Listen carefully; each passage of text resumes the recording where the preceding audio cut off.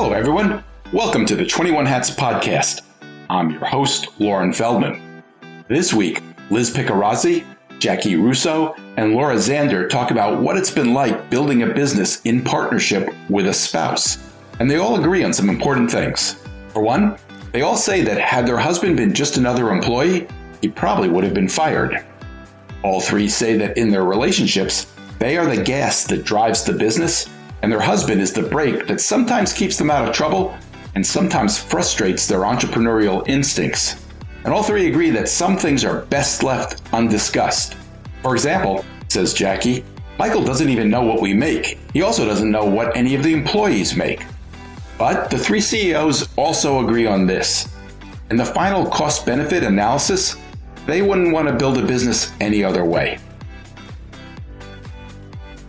Even in good times, owning and running a business can be a lonely pursuit. Our hope is that these weekly conversations, brought to you by our principal sponsor, The Great Game of Business, will let owners know they are not alone in facing challenges.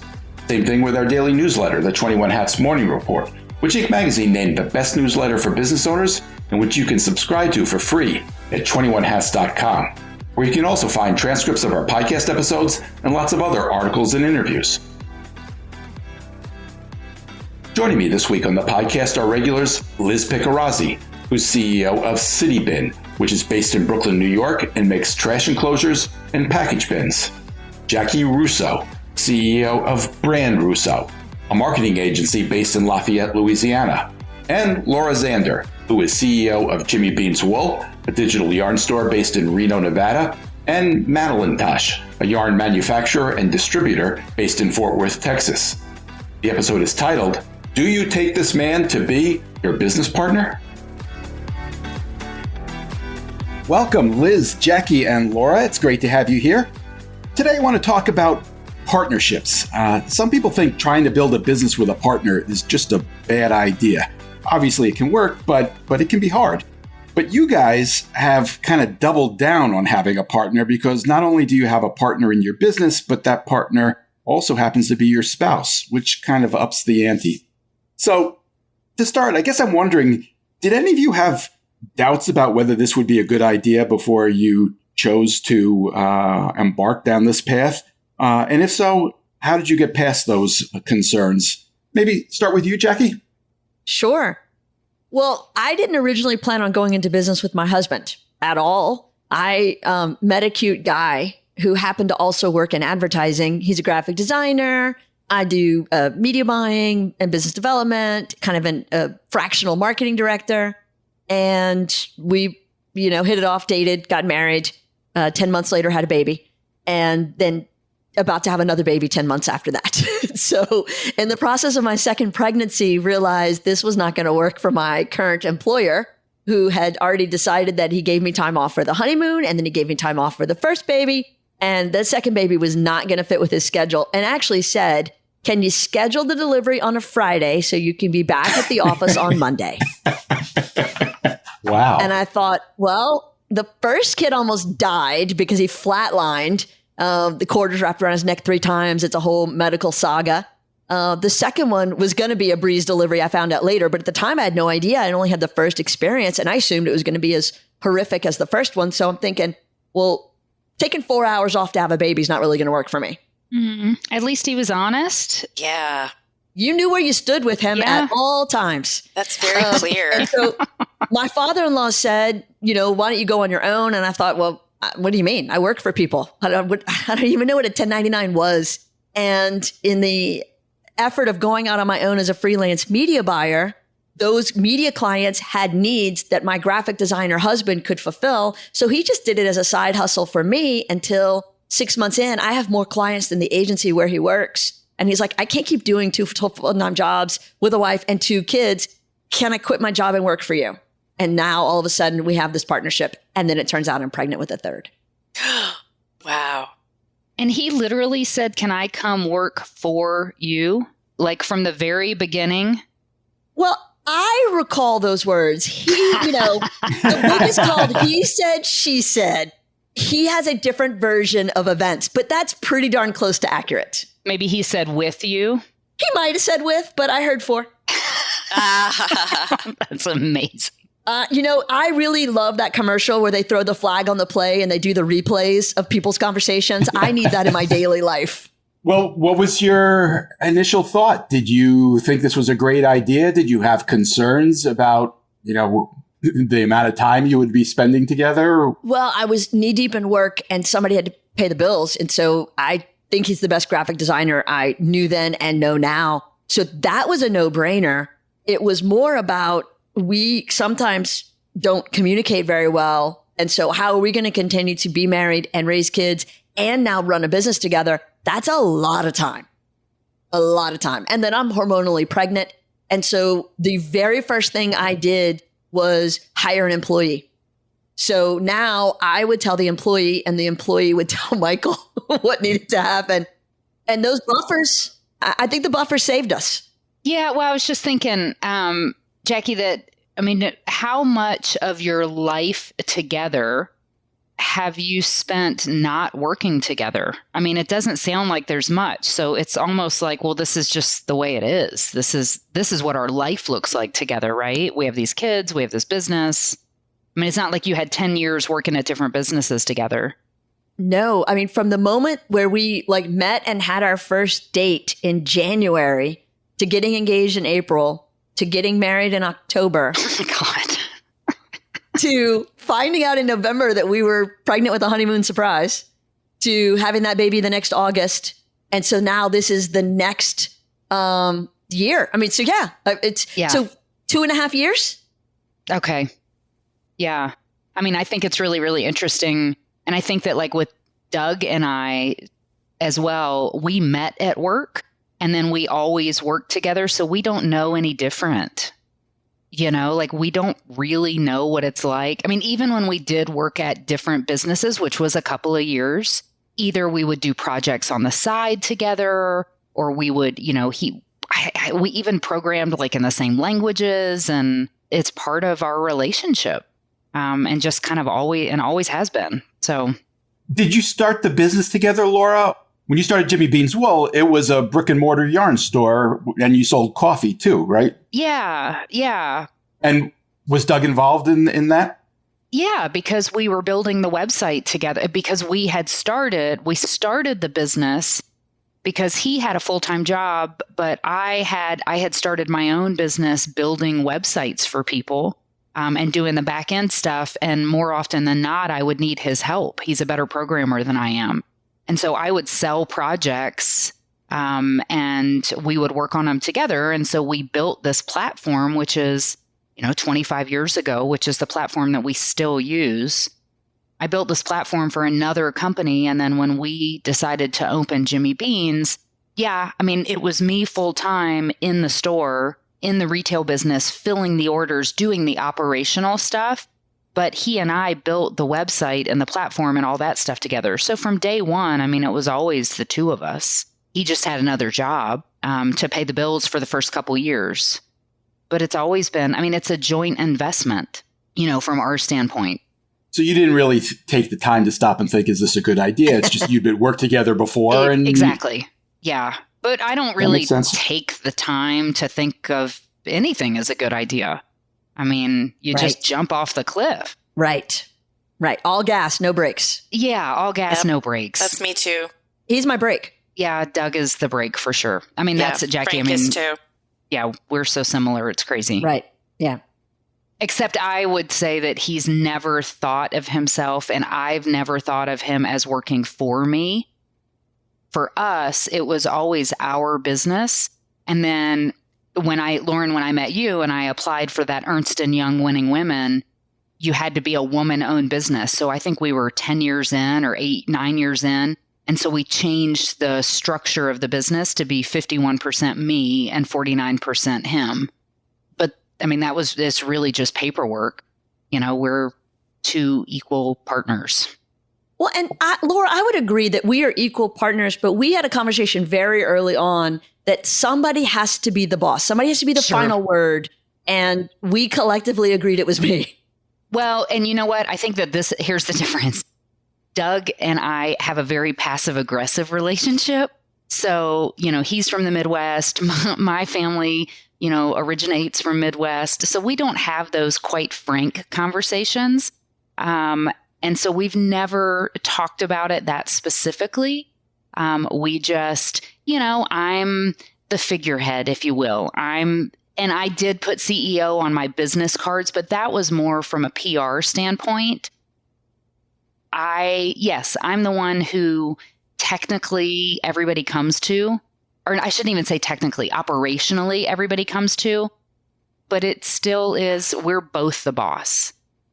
And so we just passively aggressively let each other kind of make decisions in areas that we feel more passionate about. And that's been our whole relationship. I mean, we don't argue, we don't fight. We never have. We just, if something's more important to him, then he gets the say in it. If something's more important to me, then I get the say in it. And so in a really weird, unhealthy way, we have a very healthy relationship. It works, it just works. It works. He has a whole team he's in charge of, and I have a team I'm in charge of. So we each manage our own teams, but then I'm the final say by his admission and mine. And so that has worked well for us. We do not have the Minnesota nice, Midwest passive aggressive nice y'all have, because he's Italian and he's loud, and I am Methodist and quiet. And so that's a whole thing that, our marriage counselor was like, I don't know, this is going to work out, y'all. You're quiet? Yeah. Oh, when it comes to when I'm disagreeing, yes. Oh, yeah. I'm not a loud yeller. And I think that, again, there's that, like, the yin and yang is in meetings. I'm the loud one. I'm the one who's always talking that should stop talking. He's really quiet, so he's a little more passive. So we just, it just works. It's yin and yang, and it just works.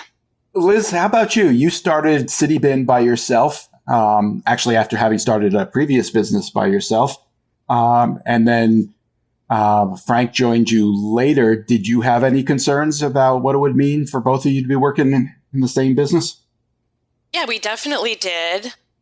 At the point that he joined the business, I had already had it for 8 years, and then the previous business a couple before that. I think for us, it was less of a concern interpersonally or how it would affect our family or our personal life. It was more about the risk of having all of our income tied to the business. Previously, I had a corporate job and made good money, and he had a corporate job and was making good money. He lost his job in May of 2020. And you would think that the last thing we would do is have him join the business because we were losing all that income. But we actually decided that's what the time was, because he got a nice severance. He was on unemployment, and we had a lot of things that needed to be worked on to pull us out of, we had a rut for a couple of months in there in 2020. I think that I did worry a bit that, I'm definitely like the more kind of emotional one. I'm definitely more of the sort of flighty entrepreneur. So I sometimes thought that I didn't want him to be around my grandiose ideas because I knew he's the brake and he was going to shoot that down. And so prior to him joining, I could go on a lot of tangents and did. And I have to admit that when he came in, he did temper that. And that was probably a good thing. We still run into it a lot. And, when he ended up not going back to corporate, we knew that if this experiment failed, that he could go back. And he did have options to go back to he used to work in fashion, kind of on the back end, the operational side. We knew that he could go back and get the corporate job with the benefits, the health insurance, all of that. But we decided to go for it, and it ended up working, and he's still with the business 4 years later. I'm really intrigued by the idea that in each case, it's your husband who you refer to as the brake on your more entrepreneurial impulsiveness, if that's the right word. Do you guys have any thoughts on why you all have that in common? I think that in every partnership, somebody is probably the gas and somebody's probably the brake. I think it speaks more to you, Lauren, that you've chosen these 3 women to spend time with today. That might be the bigger question. But no, I years ago, a group of founders from a very large now regional ambulance company. The 2 founders were talking, actually, oddly enough, both named Richard. And one was saying that, if he had been solely in charge, he would have run him right off a cliff because he had no break. And the other, Richard, said, well, and if I'd have been completely in charge, we would have never left the starting blocks because I wouldn't take any chances at all. And so I think in every partnership, a good, successful partnership, you're going to have that blend because that's how you end up at just the right speed. That's that. Are you guys familiar with like the EOS? Right. And the visionary and the integrator.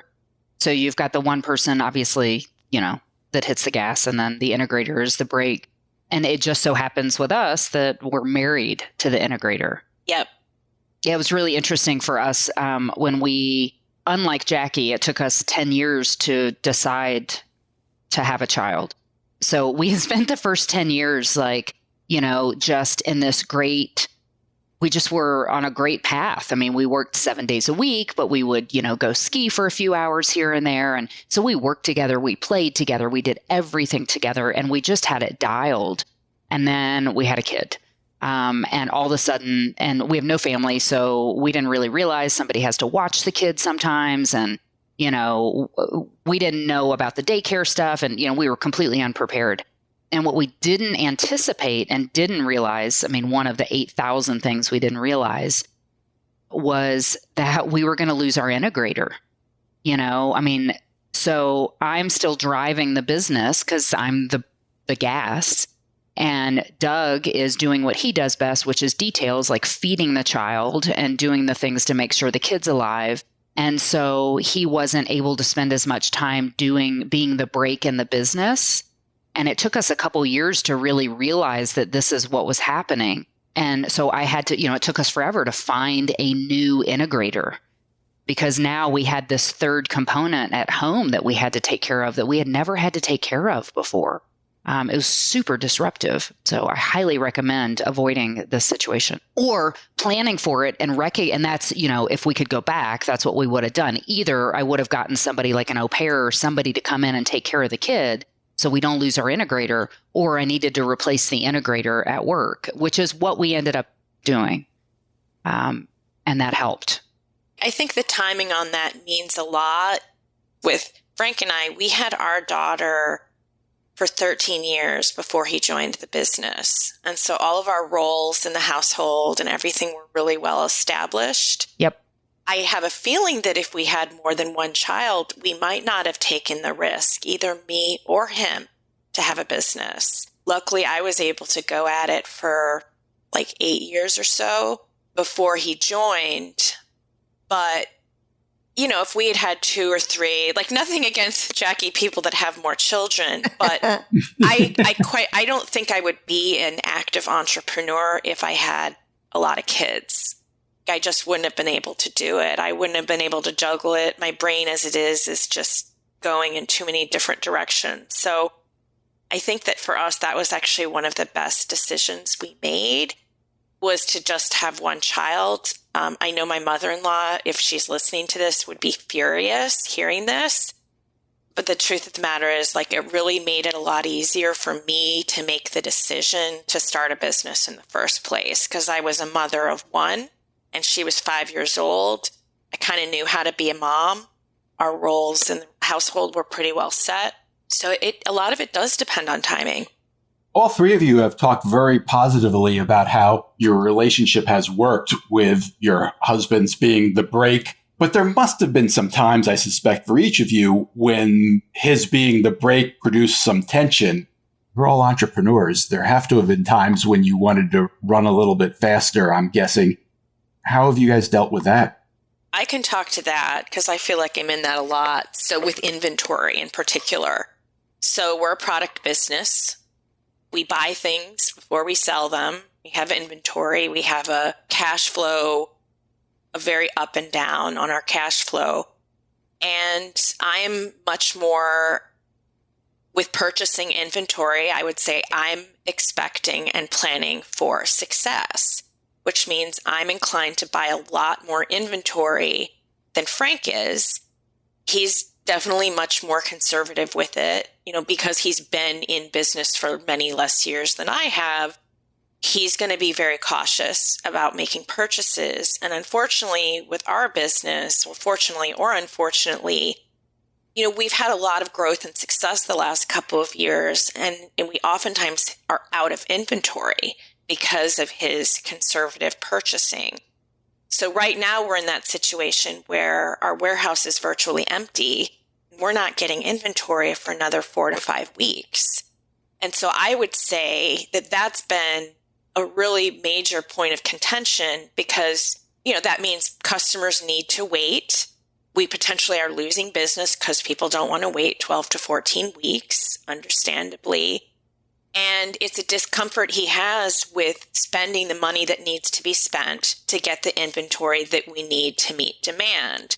So I will look at what is the demand? How are we growing? I'll apply a growth metric to any of his projections. And he's going to be more on the conservative end. And, we fight about it. I can think of, of our worst fights while he's been in the business, like they've all been related to inventory. And I can remember once it was in a summer, it was during all the supply chain difficulties, kind of near the end of COVID, and because we were always out of stock, I wanted us to place really, really big orders. And he didn't. And I hated to hear that. We were about to place an order and we were in the backyard. It was a summer. We were trying to relax by the pool. And I ended up basically getting hysterical and screaming at him. And all of our neighbors heard it. And I may have even been crying.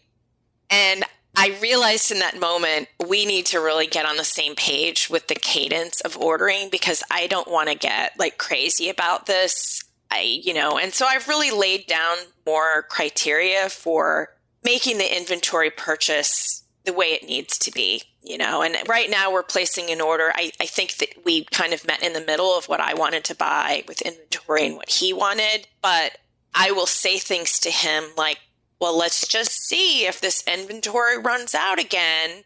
How are you going to feel then if we have clients waiting, which basically is threatening him. Not that I would do anything about it, but that's the tension because when he's planning inventory, he's got it all in an Excel spreadsheet. He's primarily looking at one cell, and that cell is what is the total dollar amount. And that dollar amount, as we grow, gets bigger and bigger and bigger.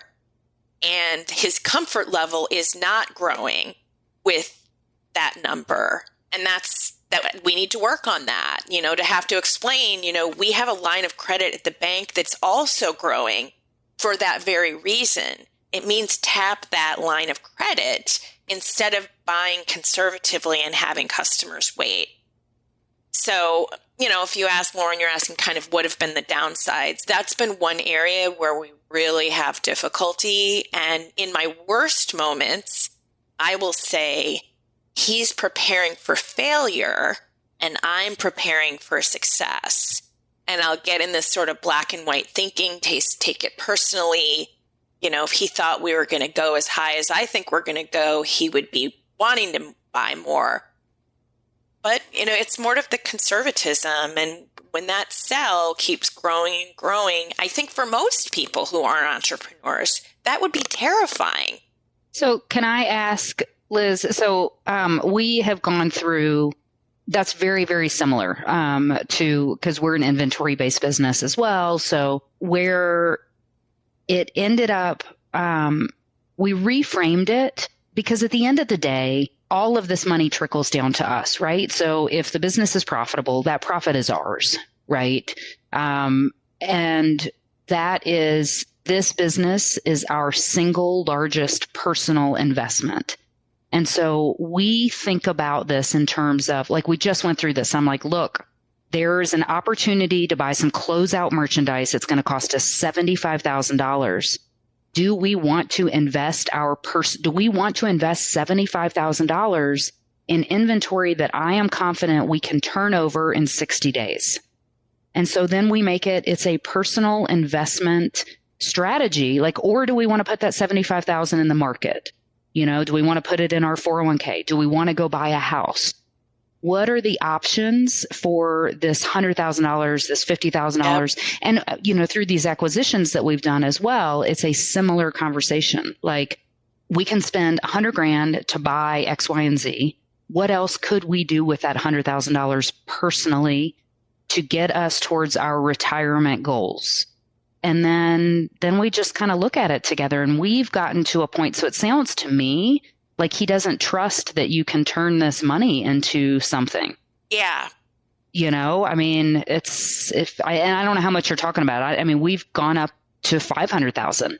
Like, it's a risk, but are we in it together? Do we believe that we have the skills? Do we believe that we can turn it? And then what's the timeline for the investment? And then we'll get down to, I mean, Doug, has a finance major and worked in finance. So, we throw it into a spreadsheet and we're like, okay, if we put $500,000 into this, here's best case scenario, here's worst case scenario, and here's how long it will take for us to recover our investment. Are we better off putting that $500,000 in a mutual fund, that's going to produce 8%? So if we think that investing it in the business will return greater than 8%, let's say annually, then we put it in the business. And then it takes the emotion, or at least for us, that kind of reframing and thinking about it differently has really changed things. I get that. The thing that's a little bit different is that I'm not buying inventory in a speculative way. This is inventory that for years has always turned. So I'm not buying something where like, oh, let's see if this works. Yes, I did this a couple years ago. He probably has reason to believe. What we're talking about is basic replenishment. It's not even like, oh, let's see if this works.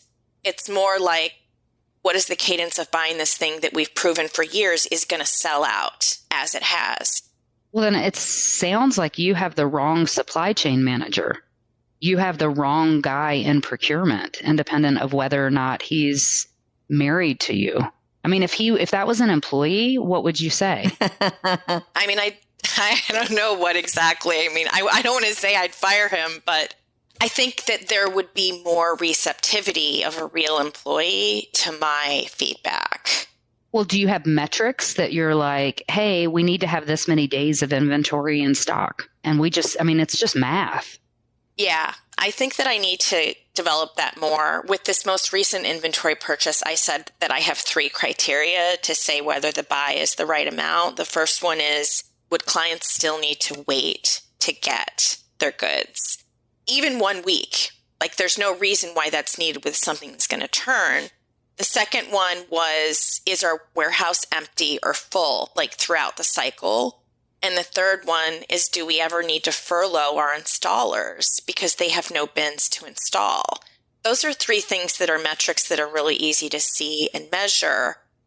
And, right now we're in a spot where all 3 of those are bad or are empty. Clients are waiting, warehouse is empty, and guys don't have enough work. In this next purchase that we have made, I do think that we're probably going to recover on those, but still maybe not as much as I'd like. And when you say, is the warehouse empty or full, is that literally the metric, like 0 or 1, or do you've got something that's a little more specific than that, right? It's definitely something more in between. So like I say right now, it's empty, like we maybe have 15%. But you have a number that you're shooting for so that it's very black and white. I mean, like for us, it's a dollar amount of inventory that we have on hand. And we actually do it based on days of inventory. So how many days will it take us to sell through the inventory that we have? And we've found a number that we feel very comfortable like holding on to. And then the dollar amount will shift based on demand. But by just having that number, I mean, it's quantifiable. And in terms of does my staff have work? Define that for me. Does that mean, are they, at 70%, 90%, 80%? But then that metric, it becomes very clear. Those are really good. What has stopped you from being more assertive in this situation and winning this fight? So I think with this next round, it really has laying out these metrics. The other thing is I will involve other team members more in the conversation. So we have a salesperson in particular that doesn't like it, that all these bins he sold, that his clients who he wants to get repeat business from need to always wait. So that's someone who, without even coaching him, I would do, he's kind of taking my side on it. Like with this next purchase, the other thing that I did was I contacted the factory and I said, I think that we've made a good size purchase now, but if we get another couple of big orders and we want to do like a fast follower, like literally a month after we place the first order, is that possible? I found out it is. And that's a good thing because it doesn't mean a fast follower like they're going to throw in the second order with the first and delay the first. It actually means the factory is going to turn its lights on twice, 1 month and the next month, do 2 separate productions and ship 2 separate times.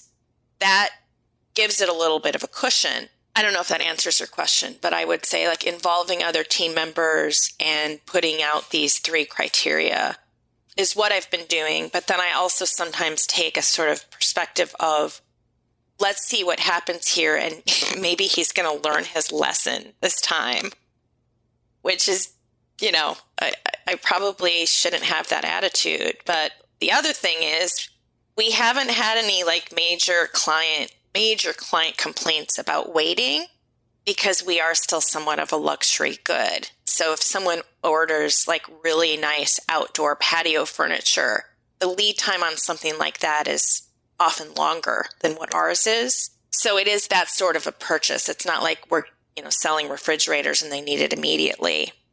Jaci, are there issues that your instincts and Michael's instincts tend to differ on and that keep coming up?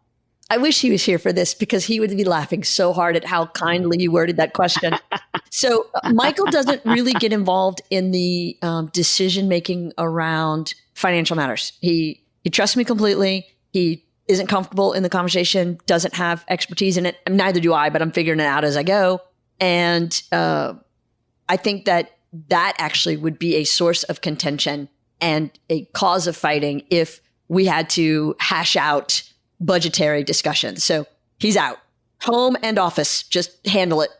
I don't care. And that has worked really well for us. What was a major source of contention early in our relationship now is not a contentious subject in either place. Same. He just doesn't care. He asked me the other day, so we've been married 25 years last October. So this was maybe January. We'd gone to a show in New Orleans at the Sanger, like a touring Broadway. We were driving home. The bridge was closed. So a 2-hour drive took 5 hours. We had time to kill. And he said, hey, I was just wondering, do we have any money saved for our retirement? And I said, I have so many questions for you right now, but I want to answer this properly. Are you kidding? And he said, no, I was just curious. There's some people were talking about the other day, and I just wondered, do we have a plan? And I said, I don't know how detailed you want this answer to be, but yes. And he's like, okay. I said, do you want more information than that? He goes, no. I was like, okay. Oh my God. So, okay, here's what's interesting. So I manage all the money for the business, right? He pays the bills, but I manage the profit and loss. I manage the spending. I manage the budgets. If we have big decisions, I'll go to him because he manages the cash. I have no idea how much money we have saved for retirement or if we have anything. I am laser focused on us having a profit at the end of the year. And then I have no idea what happens to that money afterwards. And I shouldn't say I'm exaggerating. I mean, I know, we own a house and I could go look and see how much, or 2 houses and see how much, we owe on them and blah, blah, blah. But ours is divided. He's very, very good at the long-term thinking and the investment and all that kind of stuff. And so I joke with him and I'm just like, have you gambled? Do we have money or have you gambled it away? Or, do you have 3 other families that you're supporting? And, every couple of years, can you show me proof that we have stuff, So, but it's this blind trust. He trusts me that I'm managing and that and I've shown over 20 some years that we make a profit, and I trust him completely that he is doing something with the money that we make from the business.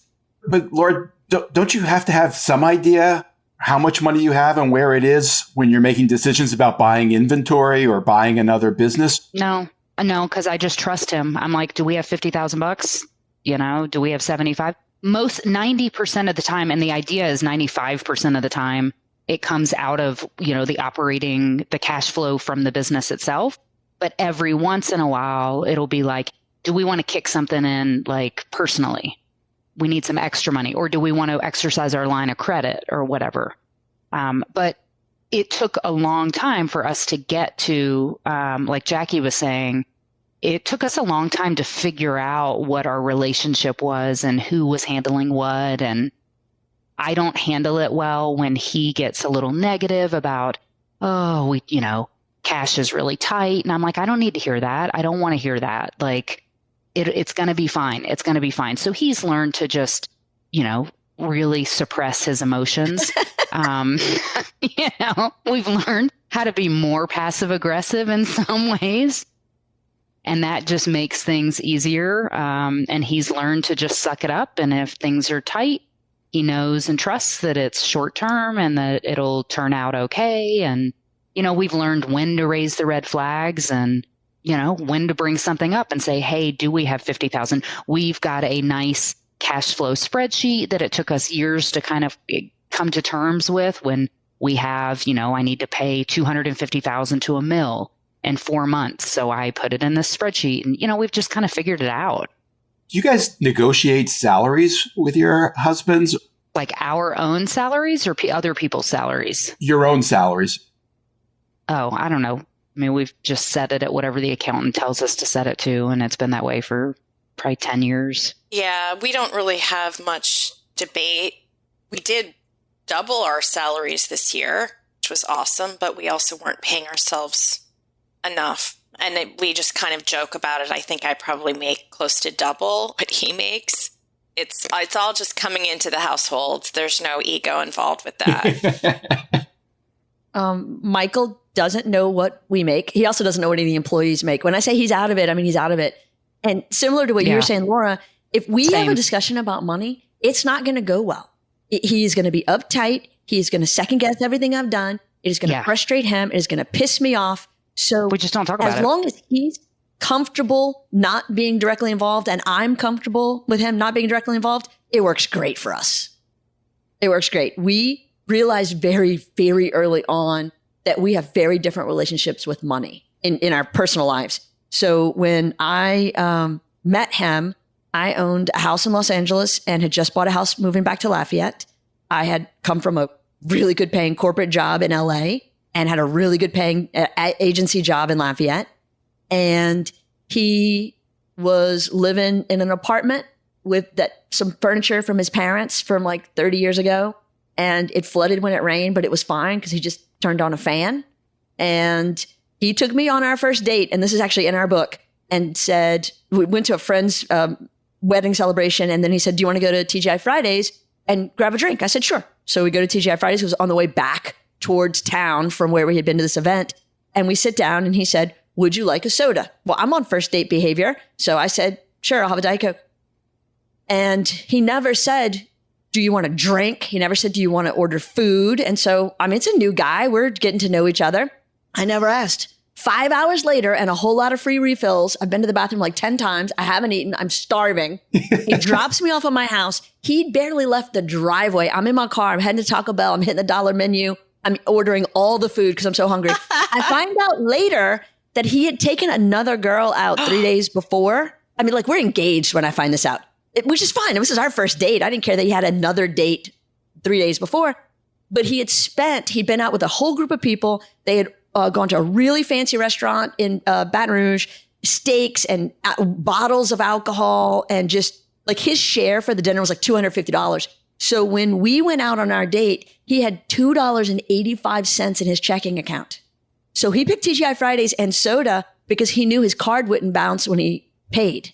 So when I learned that story, and I mean, he had graduated college with student debt, and he had bought a car for above asking price. There's a whole lot. And so I'm like, okay, hold on. I appreciate what I need to bring to this relationship. Yeah. So I'm going to lean into this side of my skill set, and this will be my domain. I've got it. He can cook like nobody's business.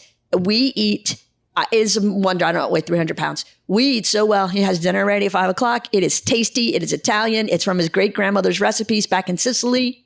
And I am happy and he is happy. You eat at 5 o'clock? Well, when we had 4 kids, we ate at 5 o'clock for years. What are you, 90? Yes. Yes. Wow. Yes. 5 o'clock on the dot. Oh my God, I love that. Oh, you just made me so happy. We're like 9 p.m., 10 p.m. Oh my God. I'm in bed at 10. I'm up at 5. Like there's no way.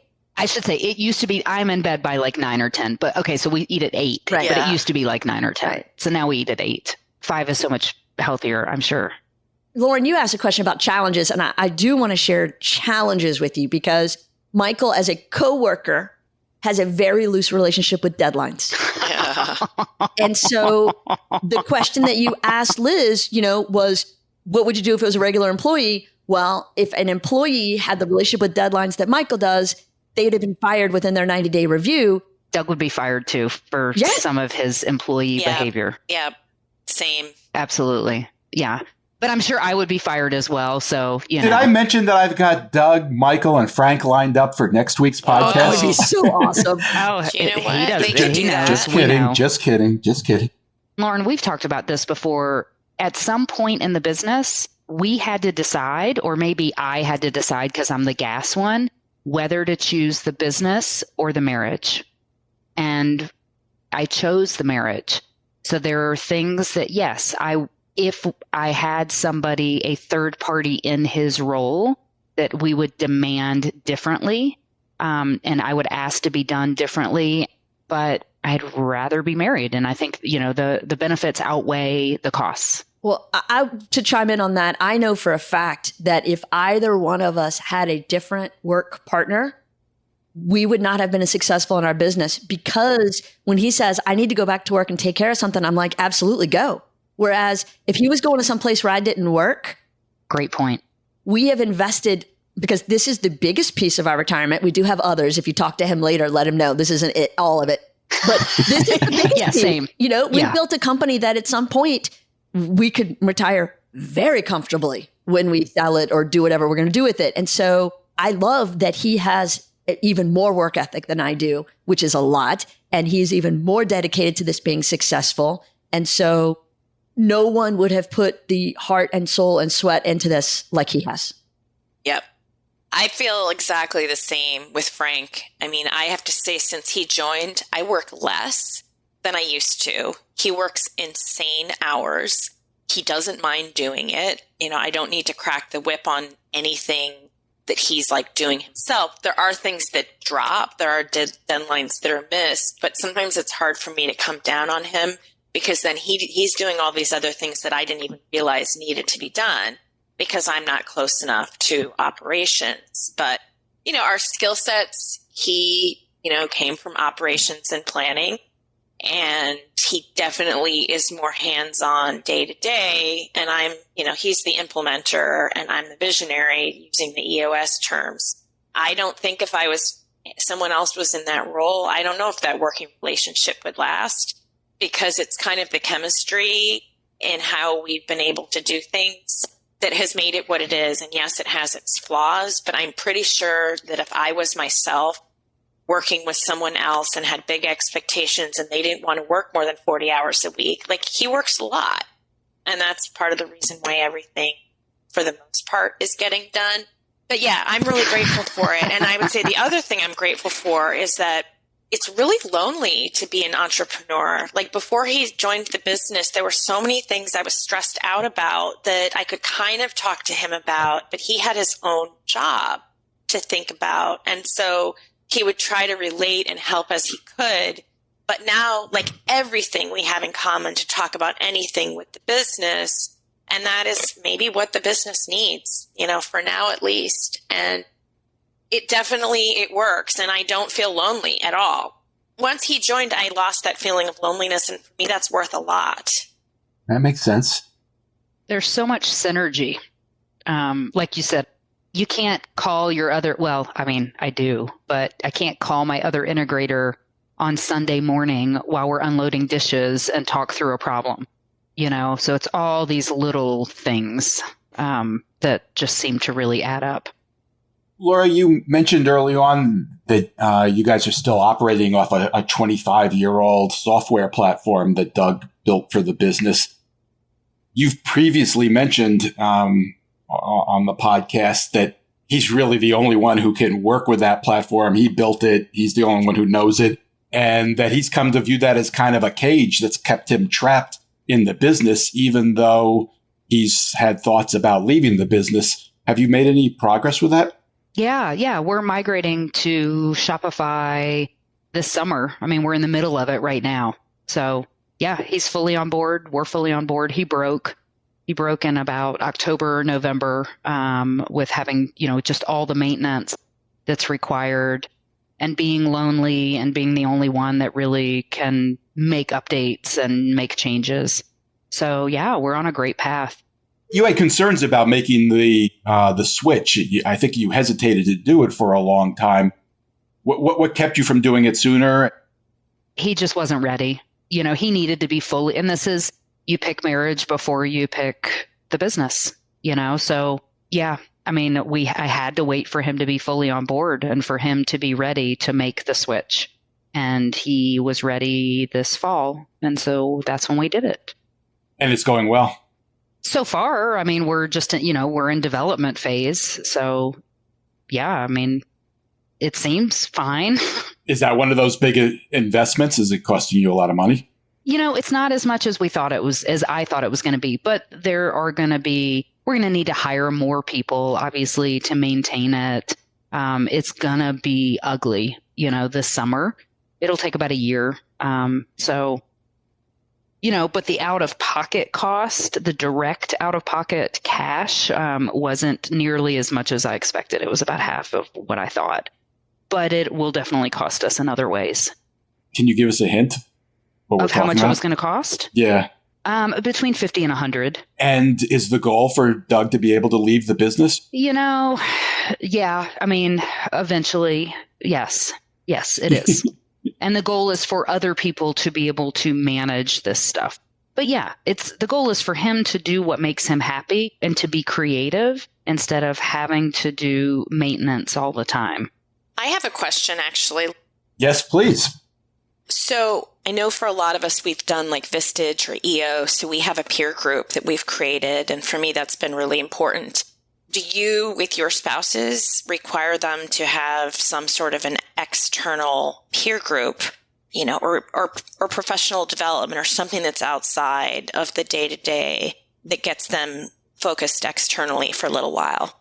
I would say for me, and this is just based on our relationship, if I were to require him to do anything, we would be divorced.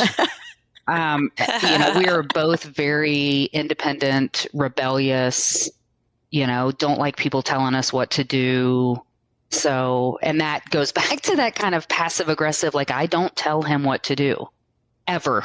No. Ever. Yeah. that's not our relationship.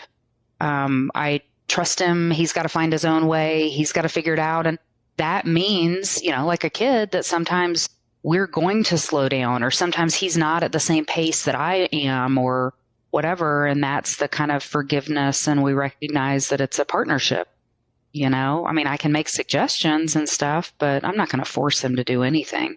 And I don't know that I would force any of my employees to do something. I mean, I'd suggest it. And if they're not into it, because if they're not into it, they're not going to get value out of it. Yeah, absolutely. I ditto what Laura said. Everything I do, I think, would I request this of a coworker or somebody else on the team? Am I saying this just because it's him? What would my expectation be? So I'm always doing a gut check on that. And require, oh my gosh, if he thought I was sending him out and to quote unquote teach him a lesson, that's going to piss him off. So there's a lot of balance there that has to happen.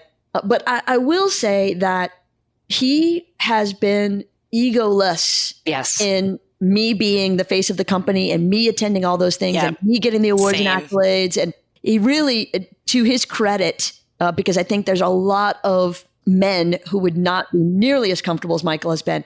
I got him to finally leave the house and the office and go out into the world and do his first thing which is 21 Hats in Fort Worth. That is legit the first time he's ever done anything like that. That's so funny. It's the same with Doug. Like, I'll go to conferences and people are like, does he really exist? Like, are you, like, I keep hearing about this mythical guy, but he has no interest. He's like, none. Well, for us, it was even more so because, husband and wives ad agency, that's not rare. There's a lot of that. And a bunch of the ones that Michael was familiar with were very small 2-person operations. And we were building an agency. Like, we were clear of that once we kind of got going, like, oh, okay, this is going to be a thing. And so he didn't want it to ever feel like it was husband and wife working out of the garage of their house kind of a deal. So he had a rule for the first, I'm going to say 20 years, that whoever introduced themselves first in the meeting was allowed to use the last name and the other person could only use their first name. So when we walked into the bank board for a meeting with the board of directors to present the campaign for the year, if one of us said, "Hi, Michael Russo," the next one said, "Hi, I'm Jaci." Because he didn't want somebody to say, "Wait, are y'all related? Are y'all married? Are y'all whatever?" Yeah. We had clients for years that had no idea we knew each other outside of work. Oh, interesting. And when we did introductions and I would say, I have 4 kids, and then he would say, "I have 4 kids." No one knew it was the same 4 kids. Which is ridiculous now. But I got it at the time. It was very important to him that we not look less than. I may complain, but I wouldn't do it any other way. I wouldn't. I mean, I think it's really great for our family, too. My daughter, she gets to be involved a bit in the business. We get to travel together with work-related stuff. We went to China in December. It's really good, but it definitely has its tension, and most people cannot believe that spouses can work together. Like, they're incredulous. So the fact that we've done it for 4 years and we're still very happily married and happy at work is, I don't want to say it's a miracle. I think it's really wonderful. Yeah. It is really wonderful, but a lot of adjustments needed to be made. And if I had to pick a different COO, I wouldn't pick. I would always want him to be there because he does most of his job really well. I love it. All right. My thanks to Liz Picarazzi, Jaci Russo, and Laura Zander, and to our sponsor, The Great Game of Business, which helps businesses use an open book management system to build healthier companies. You can learn more at greatgame.com. Wait. Don't leave yet. If you have a question or a comment that you'd like the 21 Hats owners to address, send it to me by replying to your morning report or by email at lauren@21hats.com. That's LOREN@21hats.com. Do it now before you forget. And don't be afraid to tell Jay what you really think. He can take it. And if you got something out of this conversation, help us reach more business owners. Tell a friend. Subscribe and review us wherever you get your podcasts. Follow us on Twitter. Subscribe to the Morning Report at 21hats.com. This episode was produced by Jess Thuberon, founder of Blank Word Productions. Okay, now you can leave. Thanks for listening, everyone.